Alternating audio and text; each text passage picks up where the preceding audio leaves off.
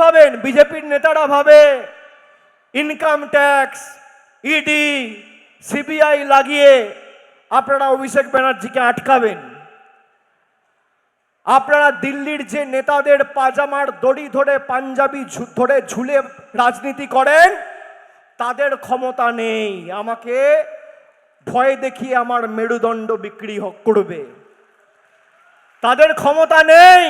আমরা বশ্যতা স্বীকার করতে জানি না। আপনি যত ইডি, সিবিআই, ইনকাম ট্যাক্স লাগাবেন, আমরা লড়াইয়ের সংকল্পে তত দৃঢ় প্রতিজ্ঞ হব, উন্নয়ন তত ত্বরান্বিত হবে। আমি বুক ঠুকে আজকে বলে যাচ্ছি, 5 বছর ধরে এরা আমাকে যেভাবে ইডি, সিবিআই দিয়ে দমাতে চেয়েছে, যতবার নোটিশ দিয়েছে আমি ততবার আরো শক্তি সঞ্চারিত করে ইডি অফিস আর সিবিআই অফিস থেকে বেরিয়ে এসেছি আপনাদের জন্য কাজ করব বলে।